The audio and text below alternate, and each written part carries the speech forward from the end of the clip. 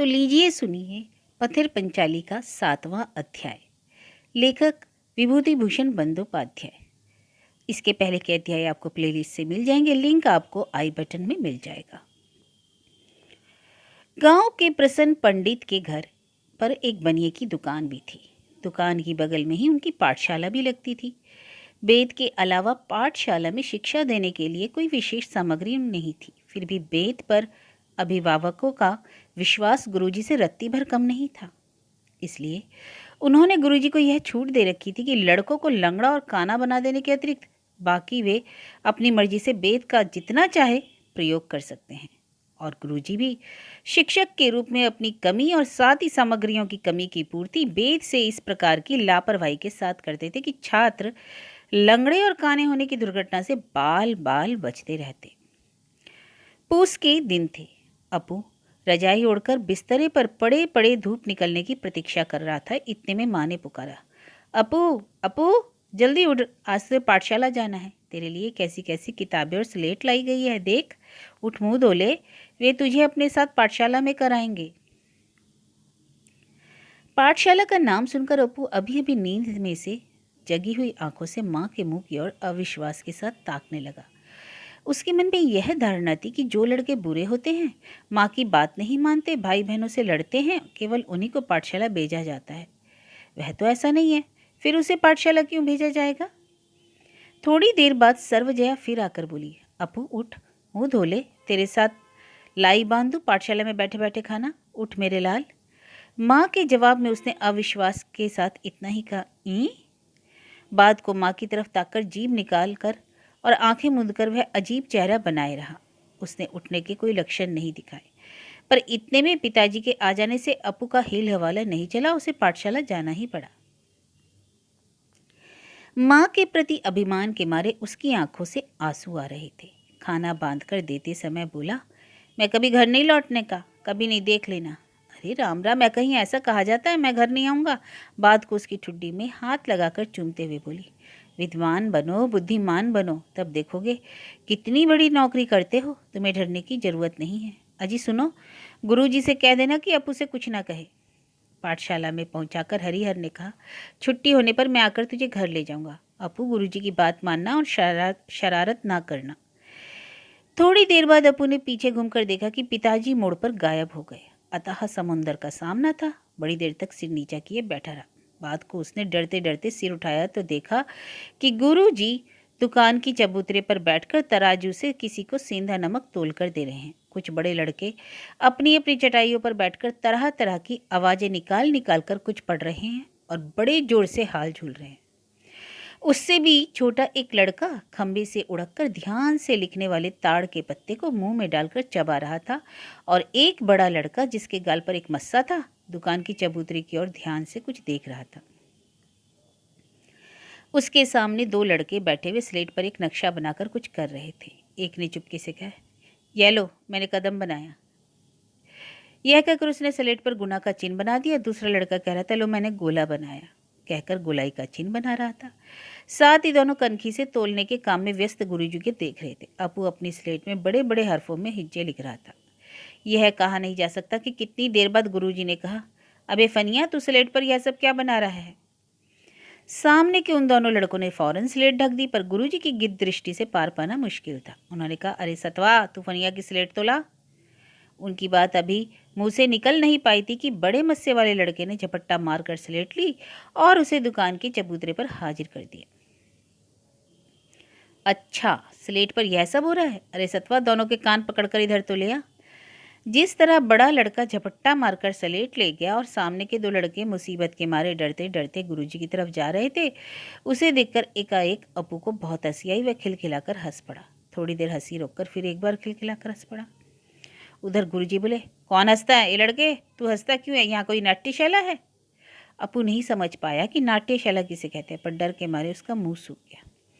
सतवा, इमली के नीचे से एक बड़ी सी ईंट ले आ, अच्छी खासी बड़ी। अपू डर के मारे सिकुड़ गया, उसका गला सूख गया। पर ईंट लाए जाने पर उसने देखा कि ईंट उसके लिए नहीं बल्कि उन दोनों लड़कों के लिए लाई गई थी। कम उम्र होने के कारण या नए नए भर्ती होने के कारण गुरुजी ने इस बार उसे माफ कर दिया था। पाठशाला शाम को लगा करती। कुल मिलाकर 8-10 लड़के लड़कियां उसमें पढ़ते थे। सभी अपने घर से छोटी छोटी चटाइयां लाकर बैठते थे, पर अपू के घर में कोई चटाई नहीं थी, इसलिए वह एक पुराने कालीन का आसन ले आता। जिस कमरे में पाठशाला थी वहां कहीं घेरा या दीवार नहीं थी, चारों तरफ खुला था। लड़के कतार में बैठते थे। पाठशाला के चारों तरफ जंगल था और पीछे की तरफ गुरुजी के पिता के जमाने का बाग। शाम की ताजी हवा, गरम धूप, खट्टा नींबू, जंगली शरीफा और आम के नीचे लगे हुए अमरूद के पेड़ पाठशाला के कमरे के बांस के खंभे की सांस से दिखाई पड़ रहे थे। पास में कहीं किसी तरह की कोई बस्ती नहीं थी, केवल बाग और जंगल, एक तरफ आने जाने का पतला रास्ता। 8-10 लड़के लड़कियों में सभी बहुत हाल डोलकर तथा तरह तरह की आवाज बनाकर पाठ खोल रहे थे, बोल रहे थे कि बीच बीच में गुरुजी की चीख सुनाई पड़ती। अरे केबला, उसकी स्लेट की तरफ क्या देख रहा है? कान उखाड़ कर हथेली पर रख दूंगा। अरे नटुआ, कितने दफे पोता भिगोएगा? जो अब तू पोता भिगोने उठा तो कचूमर निकाल दूंगा।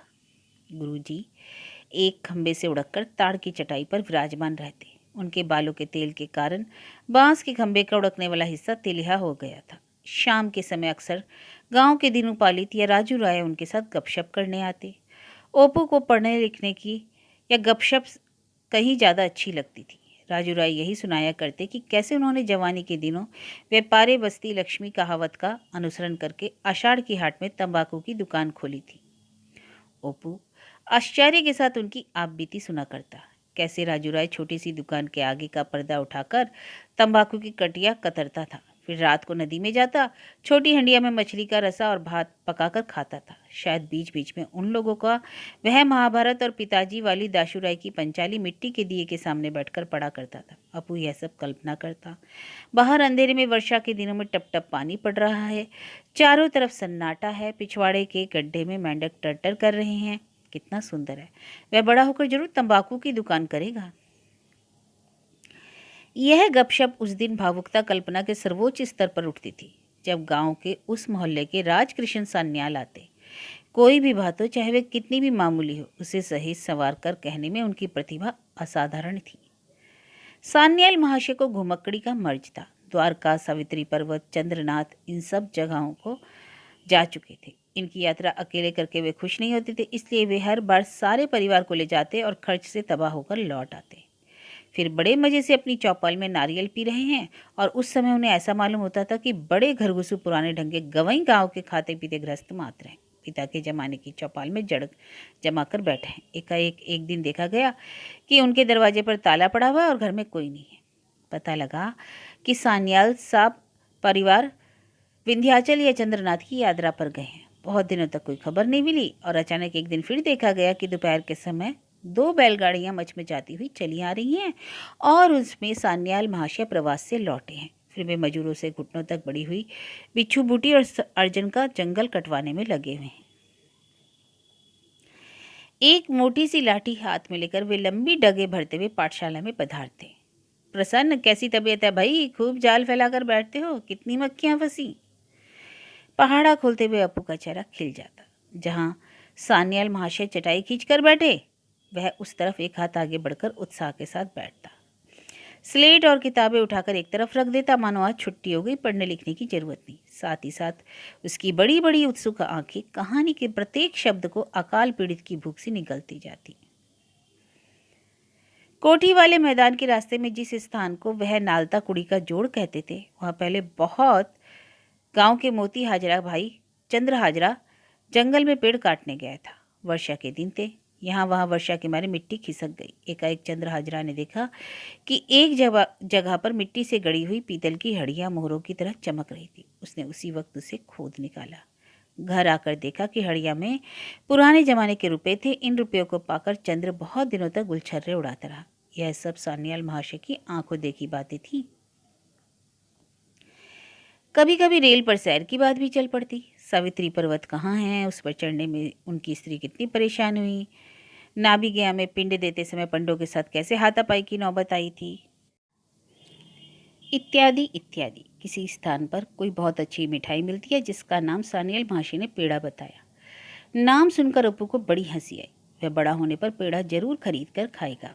और एक दिन सान्याल महाशय किसी और जगह की बात कर रहे थे। वहाँ पहले बहुत बड़ी बस्ती थी। पर अब यात्रियों को इमली के जंगल से होकर जाना पड़ा था। पर अपू पहले पहल यह नहीं समझ पाया कि वह चीका मस्जिद क्या बला है।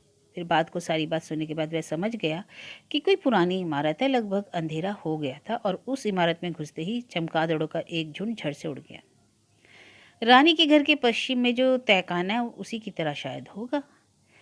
किसी देश में सान्याल महाशय ने एक फकीर को देखा था जो पीपल के नीचे रहता था। एक चिल्लम गांजा पीने पर खुश होकर कहता, अच्छा कौन सा मेवा खाएगा। इस पर जिस भी फल का नाम लिया जाता वह फकीर फौरन सामने किसी पेड़ की ओर उंगली उठाकर कहता था, जा तोड़ ले। उनकी महिमा ऐसी थी कि उस पेड़ से वही फल लगा मिलता। आम के पेड़ में अनार और अमरूद के पेड़ में केले के गुच्छे। राजू राय कहते, यह मंत्र शक्ति है, ऐसा होता है। दीनू पालित ने बात काटते हुए कहा, जब मंत्र की बात चलाई तो मैं एक किस्सा सुनाता हूँ। किस्सा क्या है, आंखों देखी ही बात है। तुम लोगों से मैं बेलिया डांगा के गाड़ीवान को किसी ने देखा है? राजू, तुमने तो भले ही ना देखा हो, राजकृष्ण भैया ने तो जरूर देखा होगा। रस्सी वाला खड़ाऊ पहनकर बूढ़ा बराबर नेतलौर की दुकान में हल्का फाल बनाने आता था। उसने 100 साल की उम्र पाई और आज उसको मरे भी 25 साल से ऊपर हो गए। जवानी में भी हम लोग उससे पंजा नहीं लड़ा पाते थे। बहुत दिनों की बात है, उन दिनों मेरी उम्र 19 या 20 की होगी। हम लोग चकदाह से गंगा स्नान करके बैलगाड़ी पर लौट रहे थे। बुधवार की गाड़ी थी। गाड़ी पर मैं, मेरी चाची, अनंत मुखर्जी का भतीजा राम, जो अब खुलना में जाकर बस गया है। काना सोना मैदान के पास करीब करीब दिन ढल गया था। उन दिनों उधर रात बिरात जाते डरते थे। यह तो राजा कृष्ण भैया तुम भी जानते होंगे, एक तो सुनसान मैदान, 30 पर 7 और थे। कुछ रेपे पैसे भी थे। बड़ी चिंता हुई। आजकल तो वहाँ एक नया गांव बस गया है। उसी के पास पहुंचे ही थे कि क्या हुआ, काले कलूटे आदमियों ने आकर बैलगाड़ी के पीछे वाले बांसों को पकड़ लिया। इधर दो लगे उधर दो। देखकर जनाब मेरी तो सिट्टी पिट्टी गुम हो गई। गाड़ी के अंदर बैठे बैठे मेरा बुरा हाल हो रहा था और उधर वे भी गाड़ी के पीछे पीछे चलते आ रहे थे। मैंने देखा कि बुधवा भी पीछे की ओर टुकुर टुकुर देख रहा है। उसने इशारे से हमें बोलने से मना किया। इसी तरह चलता रहा। इतने में गाड़ी नवाबगंज थाने के पास पहुंची। बाजार दिखाई पड़ा। तब उन लोगों ने कहा, उस्ताद गलती माफ़ हो, हम समझ नहीं पाए थे, हमें छोड़ दो। बुधवा गाड़ीवान बोला, नहीं बाबा, यह नहीं होने का। आज तो थाने में बंधवा कर ही मानूंगा। बहुत आरजू मिन्नत के बाद बुधवा बोला, अच्छा जाओ, अब की बार छोड़ दिया, पर आगे से यह हरकत ना करना। वे लोग बुधवा के पैर छूकर चले गए। यह तो मेरी आंखों देखी बात है। मंत्र के मारे वे बांस पकड़े पकड़े ही रह गए, छोड़ते ही नहीं बनता था। गाड़ी के साथ चले आ रहे थे, मानो कील ठोक कर जड़ दिए गए हों। समझे भाई, मंत्र तंत्र इसे ही कहते हैं। इस प्रकार की बात ही करते करते दिन ढल जाता। पाठशाला के चारों तरफ के जंगल में संध्या समय की लाल धूप तिरछी होकर पड़ती थी। कटहल और गूलर की डाल में लटकती हुई गुलाय पर चिरैया अपने को मुंह पैंग मारती। उस गांव की छाया से भरी हुई कच्ची सड़क पर एक भोले भाले ग्रामीण बालक का चित्र सामने आता है। वह किताबें बगल में दबाकर अपनी दीदी के पीछे पीछे सज्जी से धुले तथा हाथ के सिले कपड़े पहनकर पाठशाले से लौट रहा है। उसके नन्हे से सिर के रेशम की तरह नरम चिकने सुख स्पर्श बालों को उसकी माँ ने बड़ी सावधानी से कंघी कर दी है। उसकी बड़ी बड़ी सुंदर आंखों में न जाने कैसी अवाक किस्म की चितवन है। उसे यह संसार अनोखा दिखाई पड़ता है। उधर बाग के उस तरफ जो बांस की झाड़ी है, उसके बगल में जो पतली पगडंडी ना जाने कहाँ चल गई है। यदि तुम उस पर चलते चले जाओ तो शखारी तालाब के किनारे एक अज्ञात गुप्त धन देश में पहुंच जाओगे। वह भी यही कुछ सोचता रहता। एक दिन पाठशाला में एक ऐसी घटना हुई जो उसके जीवन का एक नया तजुर्बा था। उस दिन पाठशाला में और कोई ना रहने के कारण किस्सा कहानी नहीं हो सकी। पढ़ाई लिखाई चल रही थी। शिशु पाठ पढ़ रहा था। इतने में गुरुजी ने कहा, स्लेट ले आओ, इमला लिखो। इमला लिखते समय अपू को यह मालूम हो गया कि गुरुजी जो कुछ लिखा रहे हैं वह मन से नहीं बल्कि याददाश्त से लिखा रहे हैं, जैसे उसे दाशू राय की पांचाली याद है। सुनते सुनते उसे यह अनुभव हुआ कि उसने एक के बाद एक इतनी अच्छी बातें कभी नहीं सुनी। वह उन सारी बातों का अर्थ नहीं समझ रहा था, पर अज्ञात शब्द का लालित्य झंकार भरा यह अपरिचित शब्द शिशु को के अनभ्यस्त कानों को बहुत ही अपूर्व ज्ञात हुआ। इन सारी बातों का अर्थ अच्छी तरह ना समझ पाने के कारण कोहरे से गिरी हुई अस्पष्ट शब्द समशिष्ट के पीछे एक जादू भरे देश की तस्वीर बार बार मन में उभर आती। जब वह बड़ा हुआ और स्कूल में गया तब उसे पता चला कि बचपन का यह धोखा इमला में कहाँ से बोला गया था। यही लोलालय के मध्य में वह प्रसन्नगिरी है। इसका शिखर देश आकाश पथ में सतत समीरण के कारण संचार मन जलधर पटल संयोग से निरंतर निविड़ निर्वण से अलंकित रहता है। इसकी उपत्यका घने वन पादपों से समाच्छन्न रहने के कारण स्निग्ध शीतल और रमणीक बनी रहती हैं। तरंग विस्तार कर अठलेखियां करती हुई यहाँ पर गोदावरी प्रवाहित होती है। वह अच्छी तरह ना तो कह सकता ना समझा ही जा सकता, पर वह जानता है, उसे ऐसा मालूम होता है, बहुत ऐसा ज्ञात होता है कि 2 साल पहले जब वह कोठी वाले मैदान में सरस्वती पूजा के दिन नीलकंठ चिरैया देखने गया था, उस दिन उसने मैदान सटकर एक सड़क को कहीं दूर खो जाते देखा। शायद वह वही जाता हो। उसके पिता ने कहा था, यह सोना डांगा मैदान वाली सड़क माधोपुर और दसघर होकर ढल चीते की नदी के खेवा घाट में मिल गई थी, पर वह यह नहीं जानता था कि यह सड़क खेवा घाट में समाप्त नहीं होती, बल्कि आगे और आगे रामायण महाभारत के देश में चली गई है। इमला लिखते लिखते 2 साल पहले देखी हुई उस सड़क की बात ही उसके मन में आ गई। उस सड़क के उस पार बहुत दूर, ना जाने कहाँ लोकालय में मध्य में वह गिरी पर्वत है। वह बड़ा होकर उसे जाकर देखेगा, पर वह बेतों की लताओं से कंटकी तट, विचित्र पुलिना, गोदावरी, श्यामल जन स्थान, नील मेघामालाओं से घिरा हुआ वह अपूर्व पर्वत रामायण में वर्णित किसी देश में नहीं थे। शिशु मन के कल्पना जगत को पर्वत निरंतर उठने वाले बादलों के झुंडों की नीली शिखर मालाओं को स्वप्न लेकर, किंतु शिशु मन में अक्षय ही बने रहे।